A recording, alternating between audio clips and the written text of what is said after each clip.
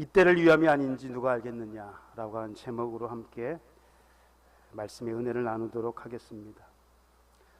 에스더가요, 왕으로 간택된 지 5년째 되는 해에 유대 민족에게 큰 위험이 닥칩니다. 당시 총리였던 하만의 음모로 유대 민족이 전멸될 위기에 처했기 때문입니다. 왜 하만이 유대 민족을 멸하려 했는지, 그리고 유대 민족은 이를 어떻게 극복했는지 그 과정을 살펴봄으로써 신앙의 교훈으로 삼고자 합니다. 먼저요, 하만이 어떤 인물인지부터 알아보겠습니다. 그래야 왜 그가 유대 민족을 멸하려 했는지를 이해할 수 있습니다. 왜 하만이 유대 민족을 멸하려 했는가? 그가 어떤 사람인지를 우리가 알아야 됩니다. 하만은요, 아각 사람입니다. 아각 사람 함므다다의 아들. 아각은 아멜렉 왕에 대한 공식 칭호입니다. 애굽 왕을 뭐라고 부릅니까? 바로. 바로는요, 개인 이름이 아니라 애굽 왕의 칭호입니다. 아각도 마찬가지예요. 아멜렉 왕의 공식적인 칭호가 아각인데, 하만이 아각 사람이라는 것은 그가 아멜렉의 왕족임을 보여줍니다. 아멜렉은요, 에서의 후손으로, 에서가 누구예요? 야곱의 형이죠. 에서의 후손으로 이스라엘과는 오랜 악연이 있습니다. 첫 번째 악연은요, 이때로부터 약 1000년 전으로 거슬러 올라갑니다. 악연이 몇 년 동안 됐냐면요, 거의 1000년간 이루어지는 거예요. 출애굽한 이스라엘 백성이 르비딤이라고 하는 곳에 이르렀을 때 아멜렉 사람들이 그 이스라엘 민족, 이스라엘 사람들을 기습을 하게 됩니다. 어디를 쳤냐면요, 저 후미. 주로 후미에는 누가 있어요? 노약자들, 힘없는 사람들, 빨리 못 걸으니까, 그렇죠? 근데 그 후미를 쳤단 말이에요. 힘없는 연약한 자들을 쳐서 죽였습니다. 그때 여호수아를 선봉으로 한 이스라엘이 아멜렉과 싸워 승리를 거두었습니다. 그때 하나님께서 뭐라고 말씀하셨냐면요, 이것을 책에 기록하여 기념하게 하고 여호수아의 귀에 외어 들리라. 내가 아멜렉을 없이 하여 천하에서 기억도 못하게 하리라. 아멜렉을 지상에서 완전히 없애버리시겠다는 겁니다. 후에 모세는 가나안 입국을 앞둔 이스라엘 백성에게 다시 한번 이 일을 상기시킵니다. 그들이 너를 길에서 만나 내가 피곤할 때에 내 뒤에 떨어진 약한 자들을 쳤고 하나님을 두려워하지 아니하였느니라. 그래서 어떻게 하라는 겁니까? 내 하나님 여호와께서 내게 기업으로 주어 차지하게 하시는 땅에 내 하나님 여호와께서 사방에 있는 모든 적군으로부터 내게 안식을 주실 때에 너는 천하에서 아멜렉에 대한 기억을 지어버리라. 너는 잊지 말라. 신명기 25장 19절에서 그렇게 말씀하고 있습니다. 하나님께서 이스라엘 백성을 하여금 평안하게 하실 때에 아멜렉을 어떻게 해요? 천하에서 없애버리라. 아멜렉에 대한 기억을 지어버리라. 그렇게 말씀을 하셨습니다. 이스라엘 백성이 가나안에 정착한 후에도 아멜렉은 계속해서 이스라엘을 괴롭혔습니다. 사울이 이스라엘 왕이 되었을 때 하나님의 명령에 따라 아멜렉을 쳤지요. 완전히 진멸하라고 했는데 어떻게 했습니까? 진멸하지 않았어요. 그때 남은 자들이 있었습니다. 살아남은 자들이 있었어요. 히스기야 때요, 그 살아남은 자들을 거의 멸절시켰습니다. 히스기야 때. 그리고 마침내 에스더 당시 이스라엘 민족에게 이 아멜렉 사람들은 진멸을 당하게 됩니다. 하나님의 말씀대로 아멜렉은 결국 멸망하고 말았습니다. 이렇게 아멜렉이 멸망하게 된 이유가 무엇인가? 그것은 빨간 줄 되어 있죠. 뭐라고 되어 있습니까? 하나님을 두려워하지 않았기 때문에. 아멜렉이 멸망하게 된 근본적인 이유는 그들이 하나님을 두려워하지 않았기 때문입니다. 아멜렉 사람들은요, 이스라엘 백성과 싸울 이유가 전혀 없었습니다. 이스라엘도 마찬가지죠. 아멜렉 사람들과 싸울 이유가 없었어요. 어떻게 보면 친족이잖아요. 그죠? 형제 민족이 아닙니까? 서로 싸울 일이 없었단 말이에요. 그런데 아멜렉 사람들은 이스라엘을 기습하여 뒤에 쳐져 있던 약한 자들을 쳤습니다. 비겁하게. 이는 하나님을 대적하는 행위입니다. 분명히 아멜렉 사람들은요, 하나님께서 이스라엘 백성들을 위해서 하신 일들을 들어서 알고 있었을 것입니다. 이 소문이 사방에 다 퍼졌단 말이에요. 분명히 그들도 하나님께서 이스라엘 백성과 함께 하신다는 사실을 알고 있었습니다. 그럼에도 이스라엘을 공격했다는 것은 그들이 하나님을 두려워하는 마음이 전혀 없다는 것을 보여줍니다. 오늘날에도 아멜렉 사람들처럼 하나님을 전혀 두려워하지 않는 사람들이 있습니다. 그래서 아무 거리낌 없이 하나님을 모독하며, 그럼 하나님의 이름, 예수님의 이름, 이 이름을 얘기할 때는요, 신중해야 됩니다. 여호와의 이름을 뭐라고 그랬습니까? 망령되게 부르지 마라. 농담으로라도요, 여호와의 이름을 부르면 안 돼요.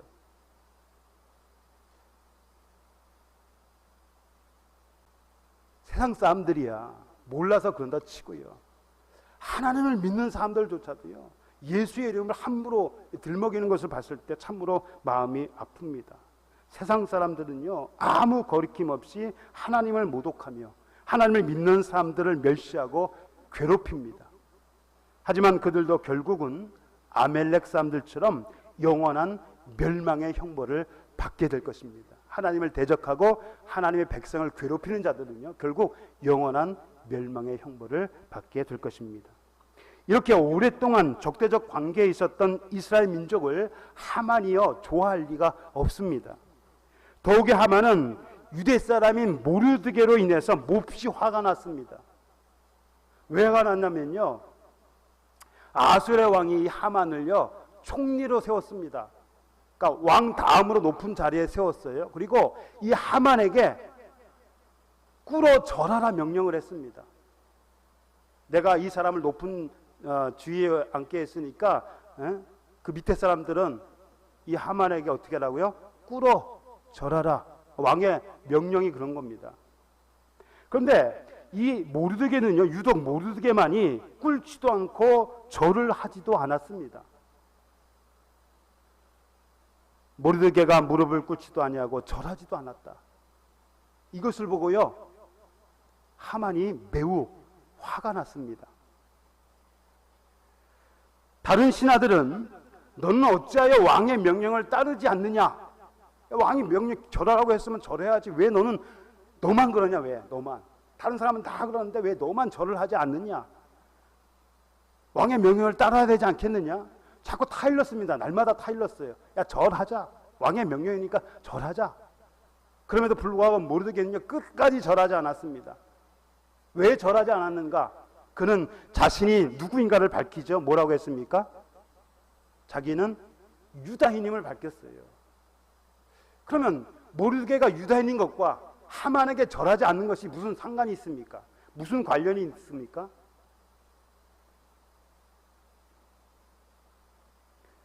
여러분, 꿇어 절한다는 것은요, 완전히 엎드려서 얼굴을 땅에 대고 납작 엎드려서 절하는 것을 말합니다. 코가 땅에 닿을 정도로 납작 엎드려서 절하는 것. 그런데요, 유대인들에게 있어서 이러한 행위는 하나님께만 할 수 있는 행위였습니다. 그래서 왕의 명령에도 불구하고 모르드게가 이를 거절했다는 해석이 있습니다. 하나님께만 하는 행위를 왜 사람에게 강요했는가? 그래서 거절했다라는 해석이 오래된 해석이에요. 그러나 이것만으로는 설명이 충분하지 않습니다. 왜냐하면 이스라엘 사람들도 신분이 높은 사람에게는 똑같은 행위를 하는 경우가 있거든요. 다윗이요, 사울에게 어떻게 했습니까? 사울은 하나님이 아니잖아요. 그럼에도 불구하고 다윗이 땅에 엎드려 절하고 똑같은 행위를 했단 말이에요. 그러니까 이것만으로는 왜 모르드게가 하만에게 절하지 않았는가 설명이 충분하지가 않아요. 그래서 다른 사람들이 이렇게 주장을 합니다. 하만이 그의 의복에 우상을 수놓았기 때문에, 그 우상을 수놓은 의복을 입고 있었기 때문에 그에게 절하는 것은 그건 뭐예요? 우상을 경배하는 것이다. 그래서 절하지 않았을 것이다. 그렇게 해석하는 사람들도 있습니다. 또 어떤 사람은 하만이 누구예요? 아멜렉 사람, 이스라엘의 원수로서 하나님께 저주받은 민족인 아멜렉 사람이기 때문에 절하지 않았다. 그렇게 보기도 합니다. 하나님의 원수, 그런 사람에게 절하는 것은 하나님의 백성으로서 수치스러운 일이 아닐 수가 없습니다. 하나님을 대적하고 하나님의 백성을 핍박하는 그런 사람에게 절한다는 것은요, 하나님의 백성으로 도저히 용납되지 않는다는 겁니다. 모르드게가 무슨 이유로 하만에게 절하지 않았는지는 명확히 알 수는 없지만 한 가지 분명한 것은 그것이 하나님의 백성으로서 해서는 안 될 일이었기 때문입니다. 하만에게 절하는 것이요, 하나님의 백성으로서 해서는 안 될 일이었기 때문에 절을 하지 않았다는 겁니다. 개인적인 자존심 때문에 그런 것이 아니라 그것이 하나님의 영광을 가리는 일이기 때문에 하지 않았다는 거예요. 그 일로 모르드게는요, 죽임을 당할 수도 있었습니다. 그것이 곧 왕의 명령이었기 때문입니다. 왕의 명령을 어긴다는 것은 당시에는요, 죽음을 각오하는 일이에요. 왕의 명령이 곧 법이에요. 그런 상황에서 왕의 명령을 거절하면서까지 하만에게 절하지 않는 것은 하나님의 영광을 가리는 일이었기 때문에 죽음을 무릅쓰고 그렇게 했다는 겁니다. 우리도 하나님의 백성으로서 하나님의 영광을 가리는 일을 해서는 안 됩니다. 설사 그 일로 어떤 불이익을 당한다 해도 말입니다.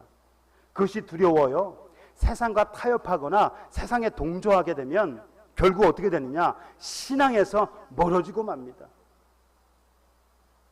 무슨 일 때문에 양보하고, 그러면 신앙에는 양보가 있어서는 안 돼요. 그렇게 되면요, 마귀가 그를 통하여 끊임없이 그 사람을 유혹합니다. 왜? 한번 넘어갔으니까. 그 약점이잖아요. 계속 그 약점을 파고드는 거예요. 이렇게 했더니 이렇게 하더라. 마귀가요, 계속 그 약점을 노리잖아요. 그러니까 한번 타협하고 동조하면 결국은 신앙에서 멀어질 수밖에 없습니다. 그러므로 우리는 모르드게처럼 하나님의 영광을 가리는 일에 대해서는 단호히 거절할 수 있는 신앙의 용기가 필요합니다.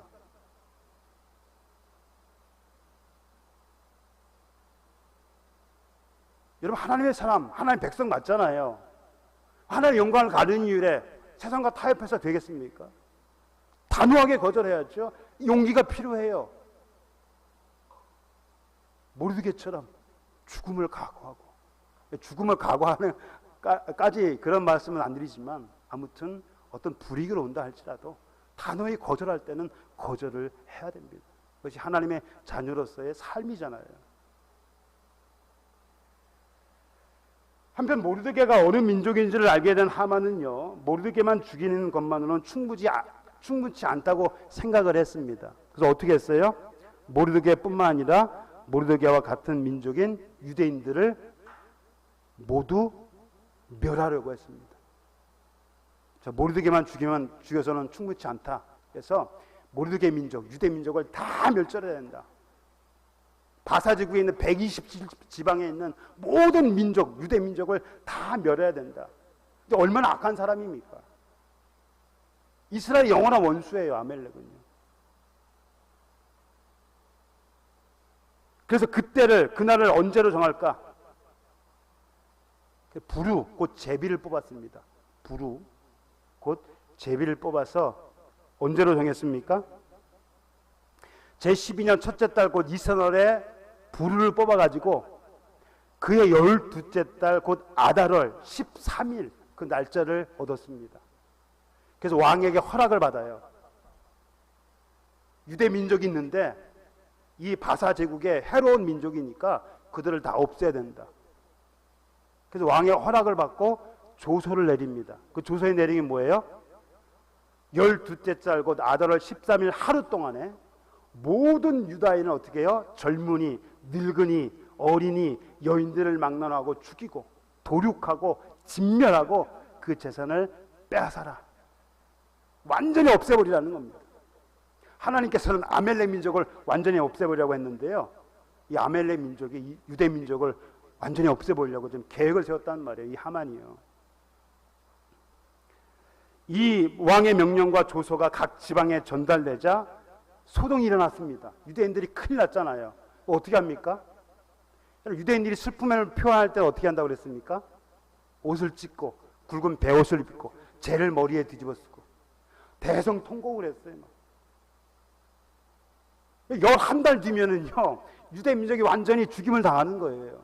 얼마나 큰 일입니까? 그러니까 옷을 찢고 굵은 베옷을 입고 머리에 재를 뒤집어 쓰고 사람들이 막 울고불고 하는 거예요.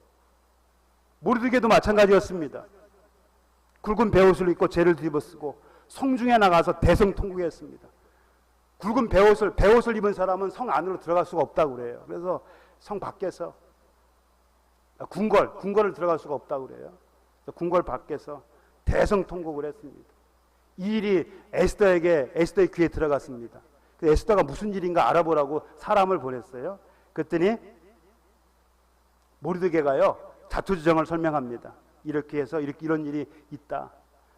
수상궁에서 내린 조서 초본을 하닥에게 주어. 하닥 4시예요. 에스더에게 보여 알게 하고 또 그에게 부탁하여 뭘 부탁했냐면요. 왕에게 나아가서 그 앞에서 자기 민족을 위하여 어떻게 하라고요? 구하라. 유대 민족을 살려달라고 좀 부탁을 해라. 간구해라. 그렇게 요청을 했습니다. 이에 에스더는 어떤 반응을 보였습니까? 소극적인 반응을 보였습니다. 왜냐하면요, 아무리 왕후라고 할지라도 왕의 부름을 받지 않고 왕 앞에 나아갔다가는 죽임을 당하였어요. 그때 법이 그랬습니다. 함부로 나갈 수가 없었어요. 왕후라 할지라도. 그래서 왕이 금홀을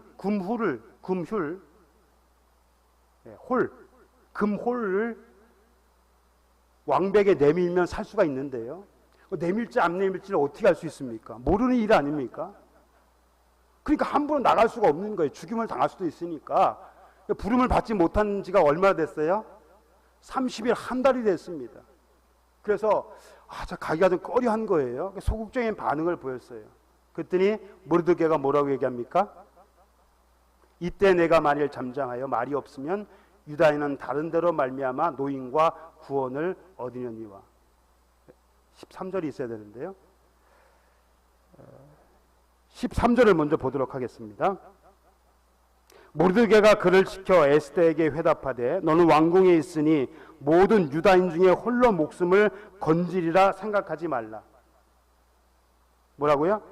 홀로 목숨을 건지리라 생각하지 말라. 유대 민족이요 다 죽임을 당하는데 왕후라고 해서 예외는 없다라고 하는 겁니다. 여러분, 보통 민족은요 운명 공동체입니다. 운명을 같이 하는 공동체예요. 유대 민족이 다 진멸을 당하는 상황에서 어느 누가 특정한 사람만이 살아남을 수 있는 것이 아닙니다. 모르드게의 말대로 유다 사람들이 죽임을 당한다면 비록 에스더가 왕후라 할지라도 죽음을 면키는 어려울 것입니다. 그리고 에스더가 아니더라도요 하나님께서는 다른 방법을 통해 유대 민족을 구원해 주실 것입니다. 모르드게는 하나님께서 당신의 백성이 결코 멸망하도록 내버려 두지 않을 것이라는 확고한 믿음을 가지고 있었습니다. 하나님의 백성인데 하나님이 결코 내버려 두지 않을 것이다. 그래서 누구를 사용하든 혹은 어떤 방법을 통해서든 유대 민족을 구원해 주시리라 믿었습니다. 그리고 그 도구가 누구냐? 바로 에스더라는 사실도 이 모르드게는 알고 있었습니다. 내가 왕후의 자리를 얻은 것이 이때를 위함이 아닌 줄 누가 알겠느냐? 라고 한 것은요, 그럴 수도 있다, 그럴지도 모른다, 그런 의미가 아니고요, 모든 걸 아시는 하나님의 섭리가 이때를 위하여, 즉 멸망의 위기에 놓여 있는 유대 민족을 구원하시기 위해 에스더를 왕으로 세워주신 것이라는 사실을 이 에스더로 하여금 일깨워주기 위한 겁니다. 즉 에스더의 소명이 무엇인가, 왜 에스더가 왕과 됐는가, 그것은 하나님의 섭리라는 겁니다. 유대 민족을 구원하시기 위한 하나님의 섭리, 그것이 바로 네 소명이다 라고 하는 것을 일깨워주는 겁니다. 우리가요 지금 이 자리에 있는 것도 하나님의 섭리입니다. 내가 이 자리에 앉는 것이요 우연이 아니에요. 하나님께서 우리를 통해 하시고자 하는 일이 무엇인지는 알 수 없습니다. 여러분을 통해서 하시려고 하는 일이 무엇인지는 알 수가 없어요. 그러나 하나님께서 우리를 필요로 하실 때, 내가 너를 필요로 한다 라고 하실 때 기꺼이 하나님의 도구로 사용될 수 있도록 우리를 하나님께 내어 드려야 합니다. 하나님께서 우리를 필요로 하실 때, 여러분, 하나님이 우리가 뭐라고 하나님이 우리를 필요로 하시겠습니까? 우리가 아니더라도, 에스더가 아니더라도 하나님께서 얼마든지 다른 방법을 통해서 하실 수 있는데, 그러나 하나님께서는요 우리를 통해서 하시고자 하는 일들이 있어요. 에스더를 통해서만 일하는 것이 아니에요. 모르드기만 통해서 일하는 것이 아닙니다. 오늘 우리를 통해서 하나님께서 하시고자 하는 일들이 있습니다. 그때에 우리를 기꺼이 하나님의 도구로 사용될 수 있도록 하나님께 내어 드려야 합니다. 모르드게의 말을 전해들은 에스더는 죽으면 죽으리라는 심정으로, 각오로 왕께 나아갈 결심을 했습니다. 죽으면 죽으리라. 내가 죽어야 한다면 죽겠습니다. 내가 일로 죽게 된더라도 기꺼이 죽겠습니다. 이런 각오로 왕에게 나아갈 결심을 했어요. 이를 위해 그녀는 3일 동안 금식하며 기도하기로 작정했습니다. 모든 걸 아시고 이루시는 하나님을 도움으로 삼고 그분께 자신과 유대 민족의 운명을 맡긴 것입니다. 그리고 수산성에 있는 모든 유대인들이 이 일에 동참할 것을 지시했습니다. 함께 기도하자는 거예요. 국가적 위기 아닙니까? 뭐 개인의 일이라도 기도에 요청을 할 수 있는데 이건 국가적 일이니까요. 모든 유대인들이 이 일에 동참할 것을 호소했습니다. 이에 모르드게가 가서 어떻게 했다고요? 에스더가 자기에게 요청한 대로 모두 시행을 했습니다. 결과로 어떻게 했습니까? 하나님께서 이스라엘 민족을 불쌍히 여기셔서 그들을 멸망의 위기에서 벗어날 수 있도록 도와주셨습니다. 앞으로 그 내용들을 살펴보겠습니다. 이처럼 이스라엘 민족은요 위기가 올 때마다 하나님께 부르짖어 기도했습니다. 그리고 하나님께서는 그때마다 그들을 위기에서 벗어날 수 있도록 도와주셨습니다. 아멜렉과의 전투에서도 마찬가지입니다. 출애굽한 이스라엘 백성이 처음 전투를 벌인 것이요 아멜렉과의 전투예요. 그때도요 이 위기를 어떻게 극복했는가? 여러분, 이스라엘 백성이요 갓 노예 생활에서 벗어났습니다. 아무 훈련이 되지 않았어요. 싸움도 못합니다. 뭐 칼이 있는지는 모르겠지만 뭐 칼을 가지고 나왔을 수도 있죠. 훈련이 전혀 안 됐어요. 근데 아멜렉은 어떻습니까? 이 사람은 훈련된 사람들이에요. 약탈하는 약탈 전문꾼들. 둘이 싸우면 어떻게 되겠습니까? 보나마나 이스라엘이 져요. 그럼 어떻게 해야 돼요? 하나님의 도우심을 구해야죠. 그래서 기도해야 됩니다. 모세가 어떻게 했습니까? 모세가 여호수아에게 이르되 우리를 위하여 사람들 택하여 나가서 아멜렉과 싸우라. 모세는 뭐 하겠다고요? 하나님의 지팡이를 손잡고 산꼭대기에 서리라. 구경하려고 서 있습니까? 구경하려고 하는 거예요? 뭐 하려고 하는 거예요? 기도하러 간 겁니다. 혼자 갔습니까? 아론과 훌을 데리고 왔습니다. 예수님께서요 너희 중에 두 사람이 땅에서 합심하여 무엇이든지 구하면 하늘에 계신 내 아버지께서 그들을 위하여 뭐예요? 이루게 하시리라. 중요한 문제일수록 함께 기도하는 것이 필요합니다. 중요한 문제일수록 함께 기도해야 돼요. 나를 위해서 기도하는 건 당연한 것이고요. 나만을 위한 것이 아니라 우리 같은 교회를 뭐라 그래요? 공동운명체입니다. 교회는 함께 위해서 기도해줘요. 서로 기도의 제목을 놓고.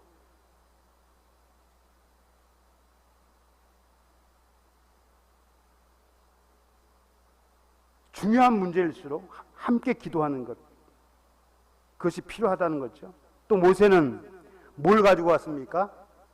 하나님의 지팡이를 가지고 왔습니다. 그는 하나님의 능력과 도우심을 의지할 때만이 이 전투에서 승리할 수 있다는 사실을 잘 알고 있었습니다. 하나님의 지팡이를 손에 쥐고 갔어요. 모세가 손을 들어 기도했지요. 근데 오랫동안 손을 들고 있으니까 어때요? 피곤해요. 그 손이 자꾸 내려와요. 손을 올려 기도할 때는 이스라엘이 이겼는데 손을 내리면 어떻게 돼요? 아멜렉이 이기는 거예요. 기도하면 이스라엘이 이기고 기도를 안 하면 아멜렉이 이기는 거예요. 그래서 아론과 훌이 어떻게 했습니까? 큰 돌을 갖다가 모세를 앉혀놓고 양쪽에 서서 모세의 팔이 내려오지 않도록 붙들고 있었더니 해가 지도록 내려오지 않았어요. 결국 어떻게 됐습니까? 이스라엘이 승리했죠. 그래서 이것을 기념하기 위하여 단을 쌓았습니다. 그리고 그 단의 이름을 뭐라고 불렀습니까? 여호와 니시라고 불렀어요. 여호와 니시는 여호와는 나의 깃발이라는 뜻입니다. 하나님께서는 이스라엘을 항상 승리로 이끄시는 분이라는 의미입니다. 하나님께서는요, 당신을 의지하는 자를 항상 승리로 이끄시는 분이다. 여호와는 나의 깃발이다. 여호와를 의지하는 자는 결국은 승리하게 될 것이다. 사랑하는 성도 여러분, 아멜렉이 끊임없이 이스라엘을 괴롭혔던 것처럼요, 마귀는 하나님의 백성을 끊임없이 위협합니다. 우리는 이들과 맞서 싸워야 하는데 바울은 이것을 영적 전쟁이라고 합니다. 우리의 씨름은 혈과 육을 상대하는 것이 아니요 통치자들과 권세들과 이 어둠의 세상 주관자들과 하늘에 있는 악의 영들을 상대함이라. 영적인 전쟁이라는 겁니다. 이 전쟁에서 승리할 수 있는 유일한 길이요, 최선의 방법이 무엇입니까? 바로 하나님께 기도하는 것입니다. 하나님을 의지하고 그분의 도우심을 구하는 것, 그것이 우리가 할 수 있는 최선의 방법이고 유일한 길이기도 합니다. 하나님께 기도한다는 것은요, 막연한 도움을 구하는 것이 아닙니다. 하나님께 막연히 하나님 도와주세요, 막연하게 구하는 것이 아니에요. 기도는 하나님께서 모든 만물을 주관하신 분이라는 사실을 인정하고 전적으로 하나님을 의지하며 그분의 도우심을 구하는 행위입니다. 하나님이 어떤 분인가를 우리가 알아야 돼요. 믿어야 돼요. 그리고 하나님이 어떤 분인지 알고 믿는 자만이 이런 기도를 할 수가 있어요. 믿음을 가지고 기도를 할 수가 있는 겁니다. 물론 하나님께서 우리가 기도한 대로 응답해 주시는 것은 아닙니다. 우리가 기도한 대로 응답해 주시는 것은 아니에요. 왜 그렇습니까? 우리의 기도가요, 하나님께서 원하시는 기도가 아닐 수도 있기 때문에. 여러분의 자녀가요, 어렸을 때 여러분에게 구하는 것이 있을 거 아니에요? 보니까 해주면 안 될 것 같아요. 또 해주면 더 위험할 것 같아요. 그럼 어떻게 해요? 안 해줘요. 근데 아이는 자기 요구를 들어주지 않는다고 어떻게 해요? 우리 어머니 맞냐고, 우리 아버지 맞냐고.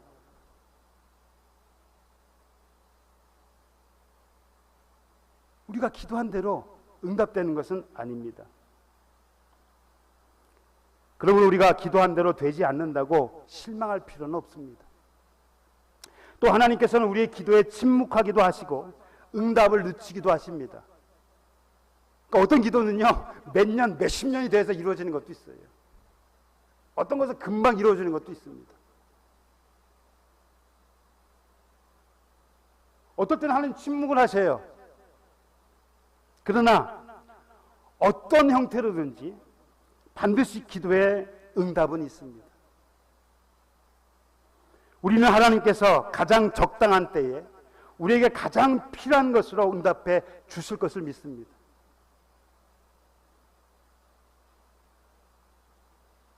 육체의 부모도 그래요.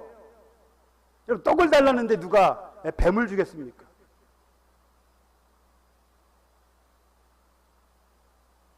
악한 사람이라도 자기 자녀에게는 좋은 것을 줄 줄 알아요. 근데 하나님은 어떤 분이에요?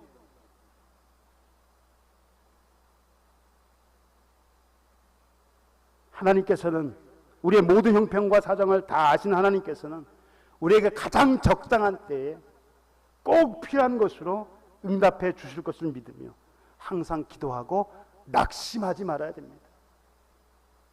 예수님께서 비유를 통해 말씀하셨잖아요. 낙심하지 마라. 언젠간 이루어진다는 겁니다. 하나님께서는 당신을 의지하는 자들의 힘과 방패이시며 승리의 깃발이 되십니다. 매일의 삶 속에서 하나님을 의지하고 그분을 우리의 도움으로 삼아 승리하는 삶이 되기를 주님의 이름으로 축원합니다. 기도하겠습니다.